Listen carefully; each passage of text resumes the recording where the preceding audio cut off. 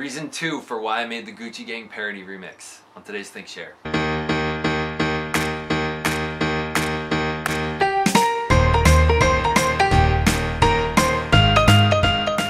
Hello and welcome to the Think Share. My name's Zach. I'm here to bring to you what I'm thinking about, sharing about, talking about, listening to. It doesn't belong in math class. If you're new to the channel, I invite you to subscribe. I hope I've averted your attention to this ridiculous hat that is on my head. I wanted to make a statement with it. One of the reasons I said the other day was that I thought I could make a better song than Gucci Gang. I thought I could do better lyrics. The second reason that I decided to make this video is I figured I'm probably gonna end up telling students and people, stop listening to Gucci Gang. You're making this guy famous and he's such a jerk. I'm not gonna use other words that I really have for him, but you're making this guy famous, you're making him money, cut it out. The problem is when you go to do that with people, they dig in their heels, they do it more, and then they purposefully annoy you. For example, I said that I didn't like Barstool and I don't think that Saturday is for the boys, so people started trolling me and putting Saturdays for the boys on my whiteboard. Instead of saying don't listen to the song, don't watch it, I tried instead to avert your eyes. I said to myself, not only can I make a better song, but I think that if I were to make something similar, I can, one, take some of the attention off of that and bring it towards something else. Sure, some of it's for my own personal gain. Another reason would be because I can make a more wholesome video, and I think that what he talks about is toxic. He's obviously very disrespectful to women. He obviously is glorifying drugs and drug use. And if we allow this to seep into our culture and students keep listening to it and they don't find something better to listen to, they will get hooked on it. The fact is that the words that we use, the words that we repeat, the ones that we listen to actually matter. So many students have said, oh, I just listened to it because I like the beat's good. Okay, great. Go find another video with a great beat. There's no need for you to listen to that one because it's pretty average. It's really not that unbelievable. Go find some other beat to listen to. There's so many teenagers getting hypnotized by repetitive, catchy songs out there.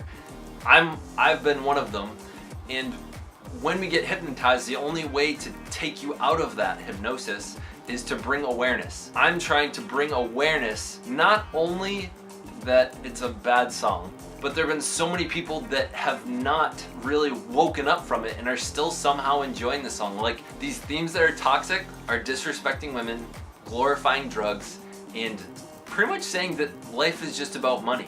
Here's the problem with those three things. Disrespecting women in general, the more you hear it in your ear, the worse that sexual harassment gets in America. The more that we start using the B word to refer to women, the more that people refer in slang or in locker rooms that way, the more okay it is to take worse actions. That's why we're seeing such a huge problem out there with sexual harassment. The fact is that it's gone on for a really long time because of language like this. This is the kind of language that makes the men of our country assholes. I don't think I really need to get into why it's bad to disrespect women. I think if you were just to consider, we'd have a better planet if women were closer to equals. It starts by not listening to that, making your own, or finding a new song and artist to support. If you're a woman and you enjoy and or listen to that song, you are part of the problem, not helping the problem of bringing respect and equality to the gender. Second theme in all of his songs, talking about lean, talking about Percocet, talking about taking drugs that are highly addictive. The main problem is, I don't even really need to say this, but apparently I do, since so many of you zombie teenagers out there love listening to this, is the fact that when you glamorize things like that, people want to do them more, right? It's no secret that he makes it look cool for you. And some of you have probably considered taking it simply because you wouldn't mind being able to say, oh yeah, I sipped that lean the other day. You'd love to be able to say things and sound cool.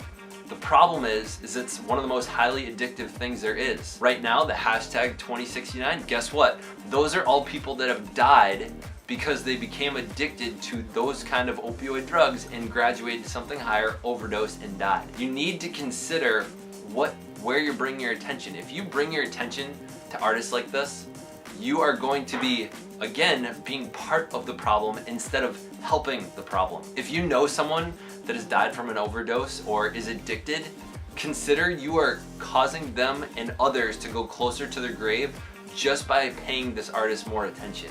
Hey, real quick, if you're still watching right now, I want to see if we can get 20 likes on this video. Lastly, and this is a much simpler one, and it came from a comment that a student made, is I was pretty much dissing Lil Pump in class. And he said, yeah, but he's 17 and he's making all that money. The fact is that life really isn't about making all the money.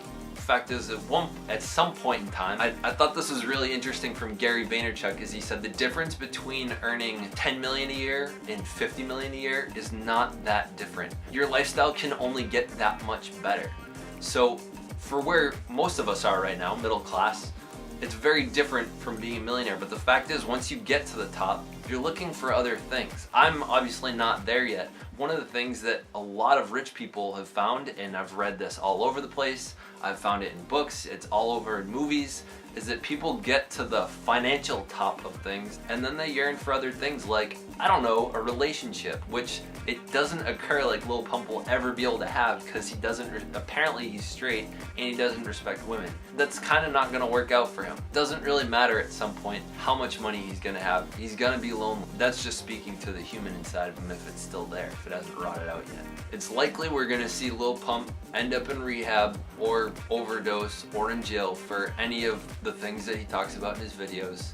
He's just gonna be another person that we realize was just a phase, not someone we really want to look up to. If you want to continue making him famous, making him money through ad revenue, and you want to continue making him rich and allowing him to live the lifestyle he wants and to continue shaping minds that seem to idolize him, consider you are part of the problem in America, not part of the solution. Words matter.